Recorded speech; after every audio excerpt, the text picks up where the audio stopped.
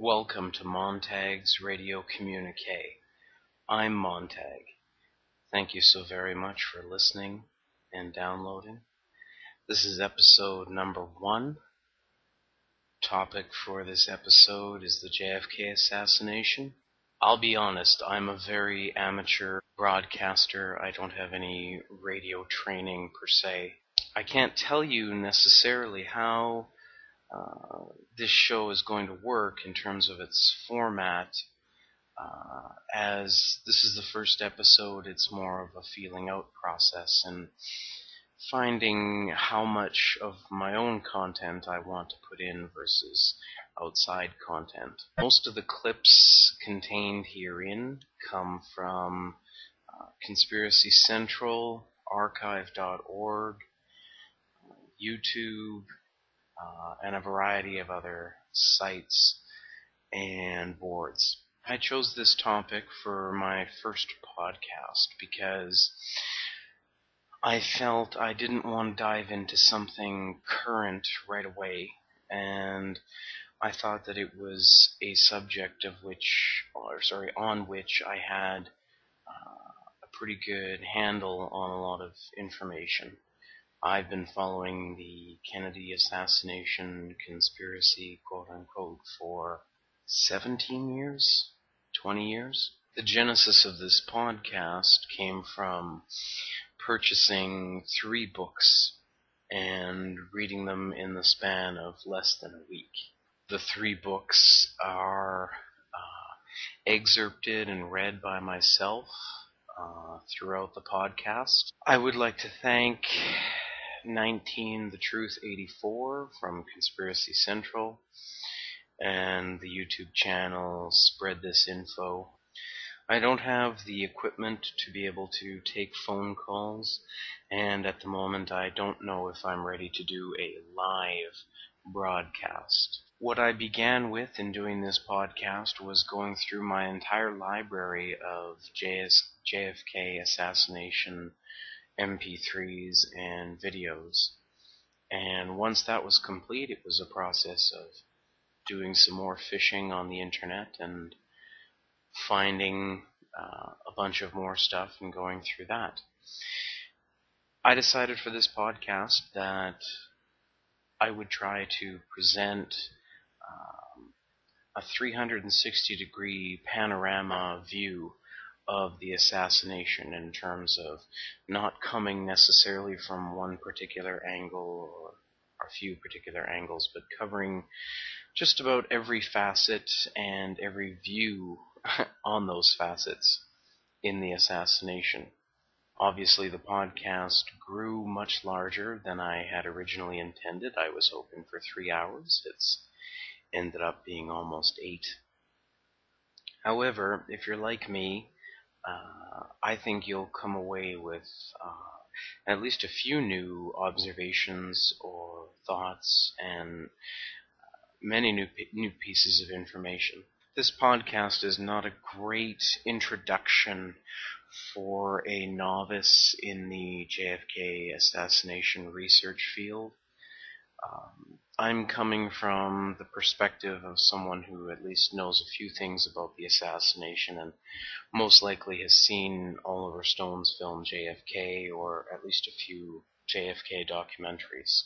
I don't have any sponsors, and I don't believe in sponsorship anyhow, so you'll find there are no commercials. I've tried to interject a few musical pieces in between excerpts and pieces in this recording, and I also tried to keep the length of the different pieces or clips down to at least half an hour. So I hope you don't mind this format. It is my own and probably very different than most. I'll close by saying that I really hope you enjoy this podcast, but also I don't think there are very many people who are going to download this recording and listen to it in its entirety in one sitting. congratulations if you do. That's fantastic and rare.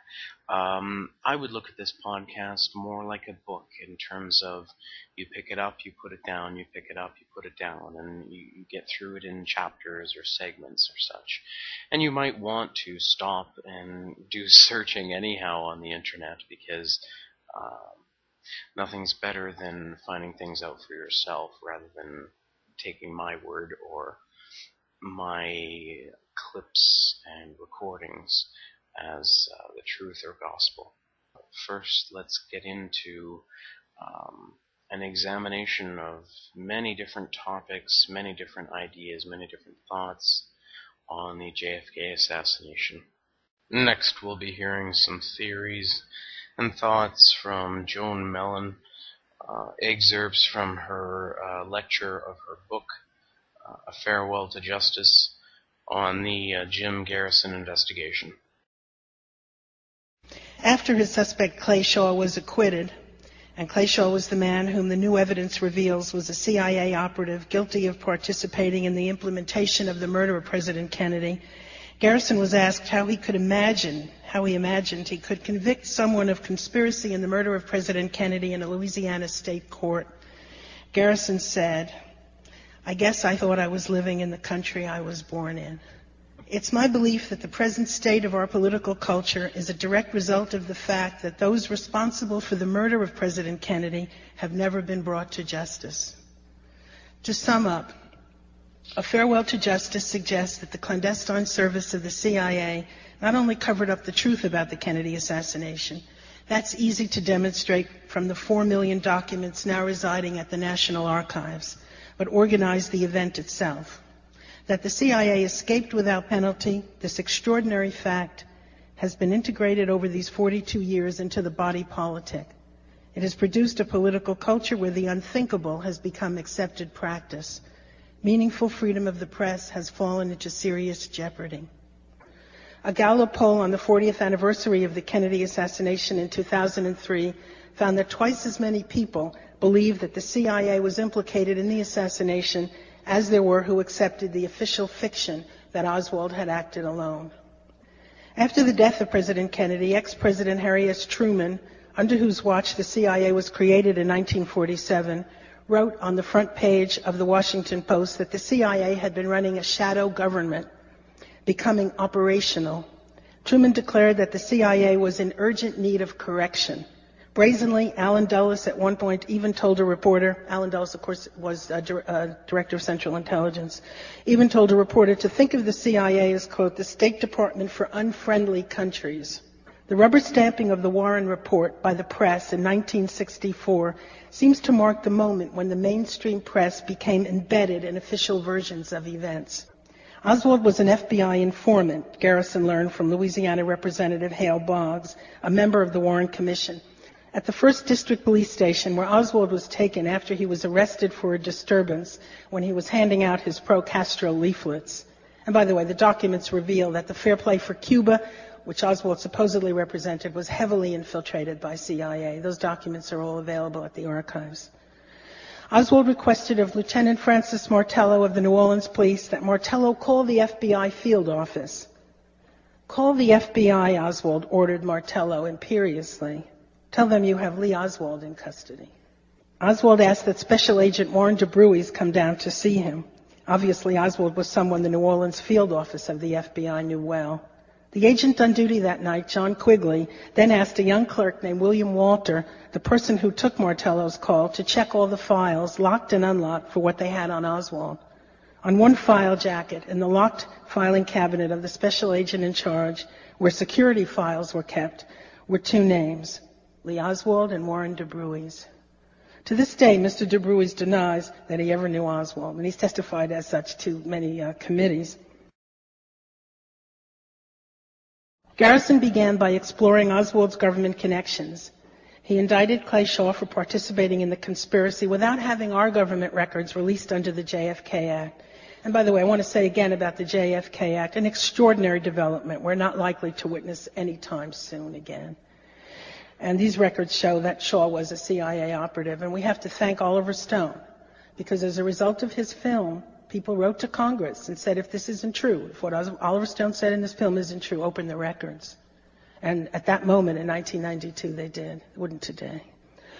By shepherding Oswald around Louisiana, Shaw was repaying the CIA for considerable favors rendered. Because Shaw was acquitted, Garrison chose as the title of his third book, A Farewell to Justice. He never used that title, and so I appropriated it. My final question came at my last interview in Miami in June of 2005. It was one that also perplexed Jim Garrison. Why did Bobby Kennedy try to sabotage his investigation through Walter Sheridan? I interviewed a Cuban close to Robert Kennedy who revealed that Robert Kennedy had Oswald under surveillance in New Orleans during the summer of 1963. Like Professor Schlesinger, Robert Kennedy looked first to the CIA for responsibility in the murder of his brother. On the day of the assassination, Bobby confronted John McCone, the director of Central Intelligence, with this question: did the CIA kill my brother? He told Harry Ruiz Williams, one of the Cubans working for him, confirming his prior awareness of Oswald, one of your guys did it. And it was not a question, but a statement. Wanting to be certain, Bobby sent that same Walter Sheridan to Dallas to find out if the Mafia had planned the crime. They had not. Bobby also asked a Mafia-connected Chicago lawyer, Julius Drasnin, who worked for the NLRB, the same question. The answer, as Drasnin reported to Walter Sheridan, was that the assassination was not a Mafia hit. Years later, Sheridan would testify under oath that the Mafia was behind the assassination. He knew better. After the break, we'll be back with a 12-minute segment by Ralph Schoenman from his lecture on the dynamics of the JFK assassination. Lee Harvey Oswald. So it should be fairly obvious, as it was to us at the time, that Oswald's putative interest in Marxism was a cover. With 43 days left before he was to be discharged from the Marine Corps, he was granted a hardship discharge nominally to take care of his mother, who didn't need his care, either financial or other. And Oswald proceeded to Helsinki, supposedly to study at the University of Turku. But he didn't take a commercial flight. He was flown by military aircraft. He entered the Soviet Union and appeared in Moscow on October 16, 1959, proceeded to renounce his United States citizenship, declare his allegiance to the Soviet Union, and to declare as well that he would provide sensitive military information to the Soviet authorities. His immediate commanding officer in Marine Air Control Squadron 9, Lieutenant John Donovan, stated that Oswald had, quote, compromised all our secret radio frequencies, our call signs, our authentication codes. He had the security codes for every unit on the West Coast and the radar capability of every installation, which was pretty good work for a Marxist who had no access to these sources of information.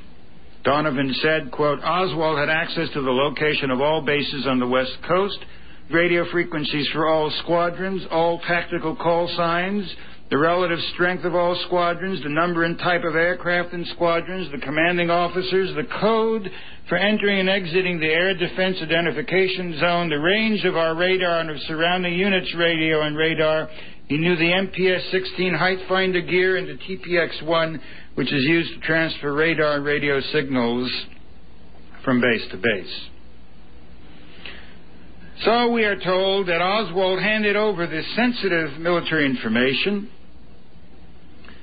but in the entire time that he was in the Soviet Union, he maintained his crypto security clearance. It was never removed. And indeed, he was in weekly contact with intelligence officers from the embassy, namely Richard Snyder, and a woman who has frequently been passed off as a journalist. She's always been assigned the job of reviewing books on the assassination by the New York Times. She has been a person who had spent a lot of time with Marguerite Oswald in the immediate aftermath of the assassination, and only recently was presented by Dan Rather and others as an authority on the assassination to explain why Oliver Stone was smoking opium. That woman is Priscilla Johnson. Oswald would write to former Secretary of the Navy, Governor John Connally of Texas, informing him that the United States government has never had any charges against me.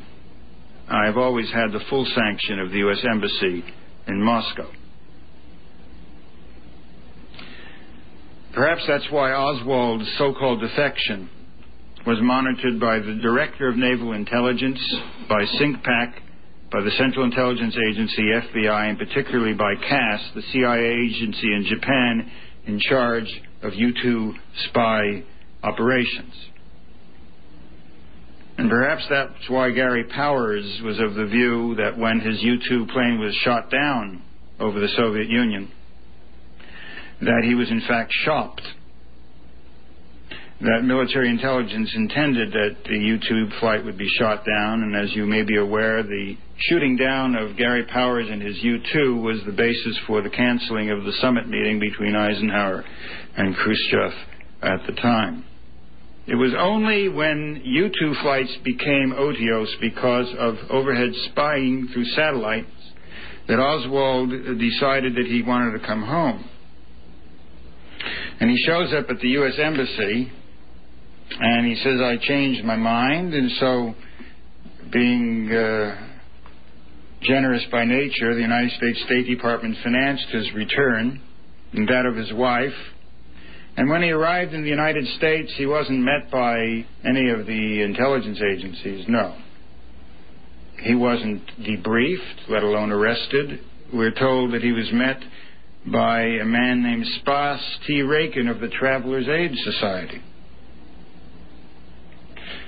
Spas T. Rakin was also the Secretary General of the American Friends of the Anti-Bolshevik Nations, Incorporated, the director of the World Anti-Communist Congress for Freedom and Liberation, which worked with the Central Committee of the Kuomintang in Taiwan, and with the Office of Hitler's Intelligence Network, the Abwehr, which had functioned in Riga and Lisbon from 1939 to 1945.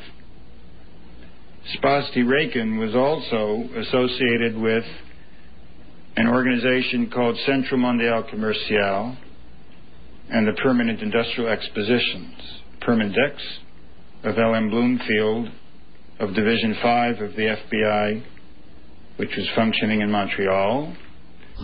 It was George de Mohrenschildt who brought Lee Harvey Oswald to Dallas and who introduced him immediately to the intelligence community that was centered in the direction of General Dynamics. But Oswald, when he was in New Orleans and a spokesperson for the One-Person Fair Play for Cuba Committee, had an office which many of you are aware of, became famous through the investigation of Jim Garrison. The office for Oswald's committee was 544 Camp Street in New Orleans. 544 Camp Street was also the office of the Cuban Revolutionary Council, which had been established by E. Howard Hunt, for the Student Revolutionary Directorate of Carlos Bringuier, which had been also set up with E. Howard Hunt. And the offices were rented by a man named Guy Bannister, who the Warren Commissioner said was a private detective. Guy Bannister was the director of the Federal Bureau of Investigation's office in Chicago. He was an officer of naval intelligence. He had organized with E. Howard Hunt the overthrow of the Arbenz regime in Guatemala in 1954. And with Bringuier and E. Howard Hunt and Sergio Arcacha Smith from 544 Camp Street, the nominal office of the Fair Play for Cuba Committee, the Cuban Revolutionary Council operated. Well, what was the Cuban Revolutionary Council? At the time that the United States was preparing to invade Cuba at the Bay of Pigs, the operational commander for the Bay of Pigs was Major General Charles Cabell, the Deputy Director of the Central Intelligence Agency, who was, of course, in the National Security Council, answerable to his political supervisor, Richard Nixon, as Vice President, in what was known at the time as Operation 40. The planned invasion of Cuba at the Bay of Pigs had a political officer, namely E. Howard Hunt, and it was in that context that the Cuban Revolutionary Council was established as the shadow government to be after the successful invasion of Cuba and/or assassination of Fidel Castro. E. Howard Hunt, Carlos Bringuier, Guy Bannister, and Spas T. Rakin had been one of the coordinates with Bringuier's Student Revolutionary Directorate. All the Cuban groups with whom Oswald would associate in Dallas and New Orleans were in fact Central Intelligence Agency-sponsored organization. And when he was in Dallas, he was introduced by George de Mohrenschildt to the Shah of Iran, to Nelson Rockefeller, to the former intelligence director for OSS, and to French intelligence operatives, and to Baron Maydel. Baron Maydel was a top Abwehr official in North America for Hitler, and indeed it was the same Abwehr with which the organizations of Spas T. Rakin and of L.M. Bloomfield and of Permindex and Centro Mondial Comercial were linked. There were others. Igor Voshinin was a member of a number of white Russian anti-communist organizations who became inseparable from Lee Harvey Oswald in Dallas. George Bowie, who worked for the major defense contractor Texas Instruments as a corporate executive. Bowie and Voshinin were also members and founders of the Greek Orthodox Church, which had been, in fact, established with another interesting character, namely Frank Fiorini or Frank Sturgis, as a front for the Central Intelligence Agency. And the man with whom the lone Marxist Oswald dined and socialized most often was Max Clark, formerly of the FBI and Director of Security for the Convair Division of General Dynamics, working on top-secret military contracts and with intimate ties to intelligence. Clark's wife had been a member of a number of neo-Nazi organizations for many years. Others of Oswald's circle in Dallas: Paul Dmitrich, Texas Instruments; Ilya Mamantov, a far-rightist who contacted Marina 5 hours after the assassination; Michael and Ruth Payne, indeed, with whom Oswald was staying, of Bell Helicopter; Jack Crittenden, a petroleum engineer like de Mohrenschildt, with Army Intelligence, and also vice president of a strange entity called the Empire Trust Corporation, which maintained a private Central Intelligence Agency around the world. And his private CIA was guarding investments in Cuba and Guatemala for such as General Dynamics. And then there was Paul Rygorodsky. His role was particularly intriguing. Rygorodsky had fought against the Bolsheviks, was a representative to NATO, and was a member of the board of directors of the Tolstoy Foundation. Tolstoy Foundation was funded by the Central Intelligence Agency. So wherever you touch Lee Harvey Oswald, you come up with intelligence. Let's look at some of the other people who were using the front of the Tolstoy Foundation. Jean de Menil of Schlumberger Munitions, which Rygorodsky described as a worldwide organization that deals in every country in the world. You know what I'm trying to say. It was Schlumberger Munitions which had supplied the OAS and Jacques Soustelle in the attempts to assassinate and overthrow Charles de Gaulle as President of France. Now, in particular, the efforts to assassinate Charles de Gaulle, which the Who Killed Kennedy Committee was involved in investigating, and which were part and parcel of the uncovering of the role of Centro Mondial Comercial and of Permindex, disclosed that there had been a particular funding of those assassination attempts. And the funding was authored by a character named Guy Bannister, who dispatched his own attorney to deliver the funds in hand French intelligence services confirming this. In fact, de Gaulle denounced Permindex and the Centre Mondial Commercial as Central Intelligence Agency proprietary organizations, and the investigations in Italy led to the expulsion of Clay Shaw as persona non grata. The CMC was founded in Montreal in 1958. Let's look at some of the directors. Former Hungarian Prime Minister Ferenc Nagy, a member also of the World Anti-Communist League. Giuseppe Spafadoro, a member of Mussolini's cabinet and a relative of Hjalmar Schacht, the former finance minister of Adolf Hitler. L.M. Bloomfield, former officer of the Office of Strategic Services and a ranking officer of the little-known Division 5 of the Federal Bureau of Investigation and a confidant of J. Edgar Hoover. A director as well of the Defense Industrial Securities Organization, along with Clay Shaw. Clay Shaw had also been in the OSS. Clay Shaw's ranking in the OSS was such that he was assigned to the headquarters, the military headquarters of Winston Churchill. And shortly after World War II, Clay Shaw set up the World Trade Mart, which was later changed to the International Trade Mart in New Orleans. The trade activity of Shaw's organization included facilitating the banking of Meyer Lansky and his holdings in the Bahamas and in Batista's Cuba. It was part of the network of the World Trade Center Association, which encompassed over 50 World Trade Marts. The Hong Kong World Trade Center, by the way, is a satellite computer clearinghouse for the international drug cartel, a transnational tracking system for drug trade routes, carriers, inventories, and rates, and one of the points of convergence of the drug empire, of the mafia, and of the Central Intelligence Agency.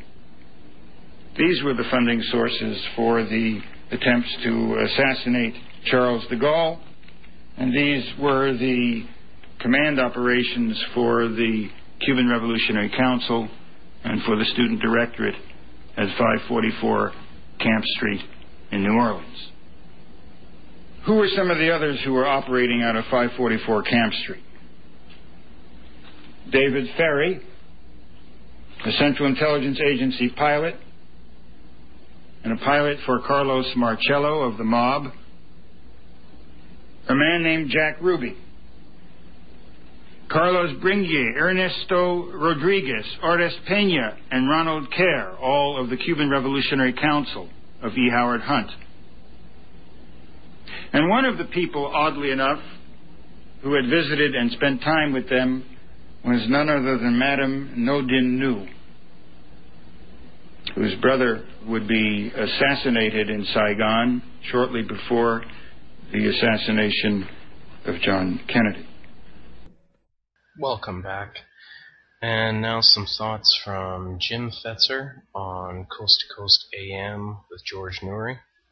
LBJ muscled his way onto the ticket. I believe he had information about Jack having had a prior marriage and that was annulled and that this was going to embarrass him. Well, isn't it true, though, also that LBJ and Kennedy hated each other from the get-go?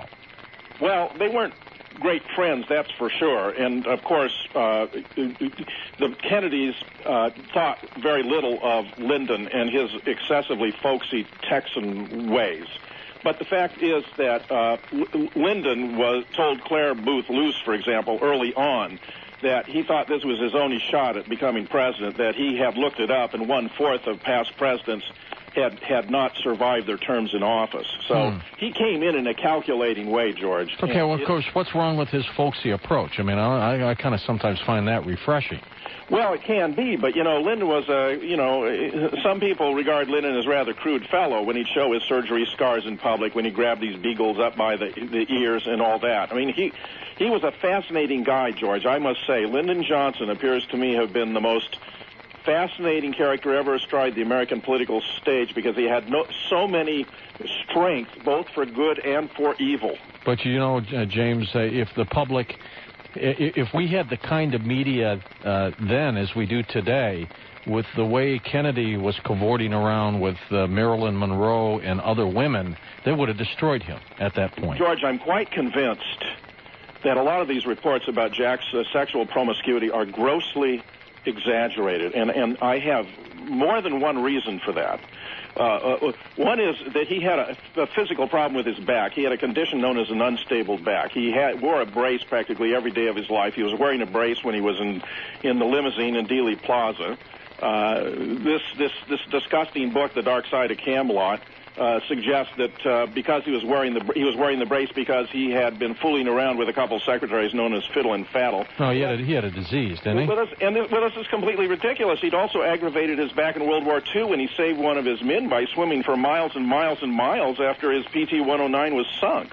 But here's the other aspect of it. Robert Dallek, in this book entitled An Unfinished Life, has talked about how Jack was shot up on all these drugs. And he goes through and he listed like a dozen different drugs. Well, let's put two and two together, George. How much do you feel like sex when you're shot up and riddled with drugs?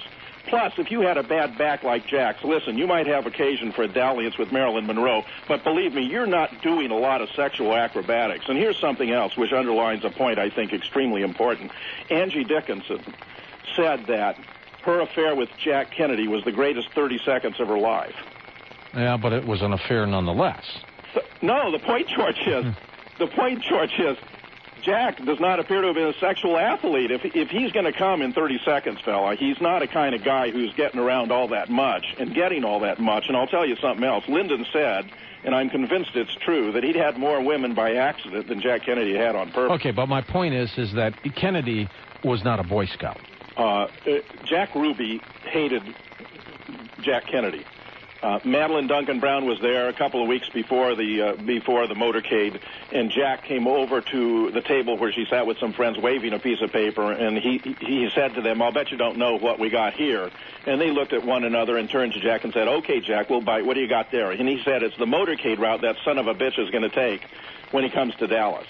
Beverly Oliver. I was on a program yesterday. We taped a program for Jesse Ventura's show on MSNBC, which is going to be played on Saturday at 6. Mm-hmm.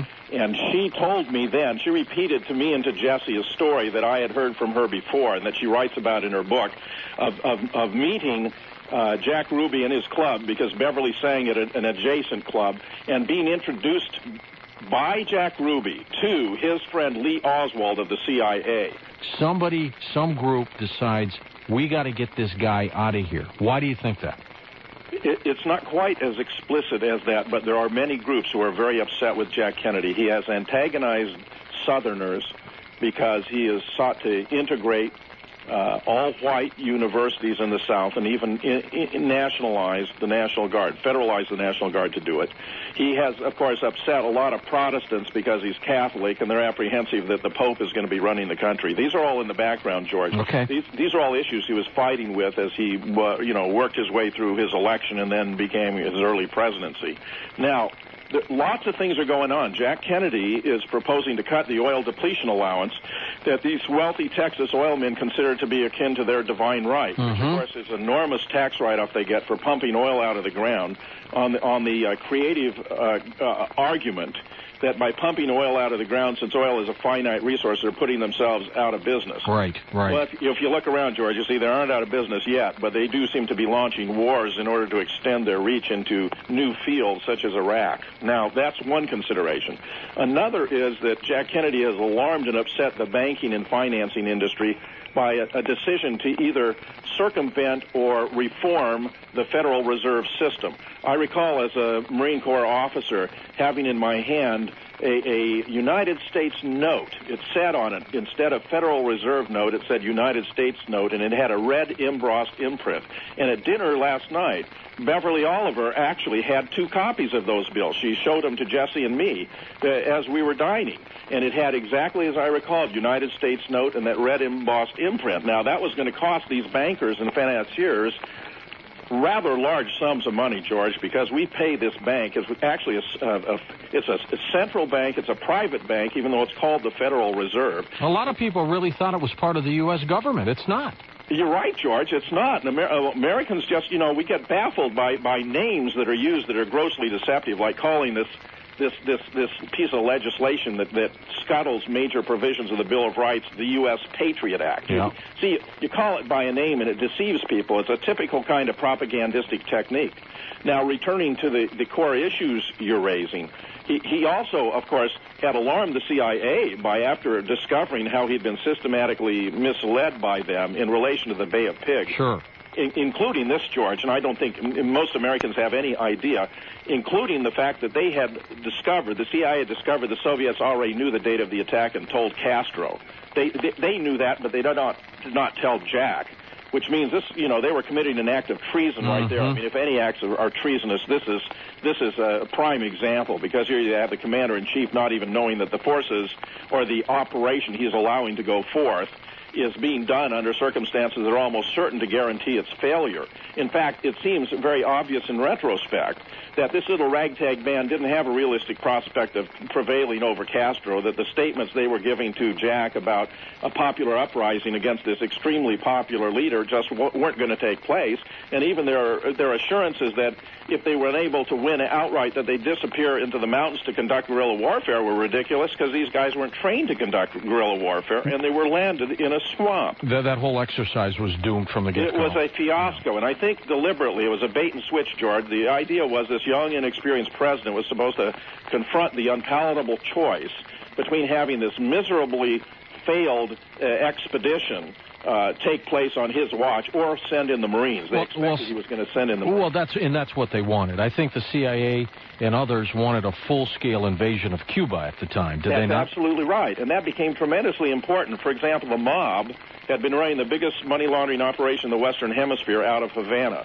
They had their resorts, their casinos. They wanted to regain them, and they also wanted to get Bobby off their backs. I mean, this is the first time, not quite the only, but practically, it was certainly the only at that point in time that an administration had cracked down on organized crime. Right, so I mean, all these things are going on now, and then you got the military-industrial complex, because Kennedy wants to ease his way back out of Vietnam, right? Well, you're absolutely right, George. In fact, the Joint Chiefs were extremely upset with Jack Kennedy for three major reasons. One, he had not invaded Cuba, even though they had unanimously recommended he should do so.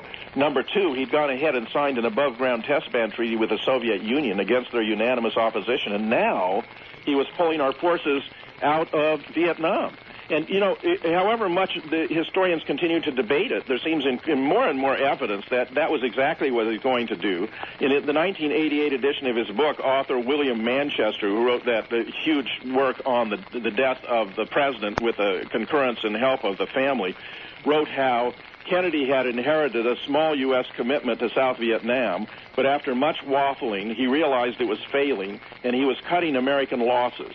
His withdrawal operation, which had already begun at the time of his death, would have ended this country's commitment in 1965 with the evacuation, as he had put it to me, of the last helicopter pilot. After his funeral, Johnson countermanded these orders. Now, that's familiar to those of us who get deeply into this, George, but most Americans don't realize that the evidence that Jack was pulling out of Vietnam was very clear and very distinct, and the chiefs were profoundly upset. And ultimately, Vietnam was Johnson's undoing. Well, that's an irony, isn't it? Just as Johnson became a great civil rights, figure in the history of civil rights legislation, there are lots of the ironies abound here, in truth, from an historical perspective, because there's lots of belief that Jack would have had a tremendous time getting civil rights legislation through, and yet Lyndon, of course, riding on the wave of sympathy for his deceased predecessor, was able to move monumental civil rights legislation through the Congress. And now, I'm a former Marine Corps officer, George. I used to supervise recruit training in the same recruit depot in San Diego, same rifle range, Edson Range Camp Pendleton, where he took his marksmanship training. Right.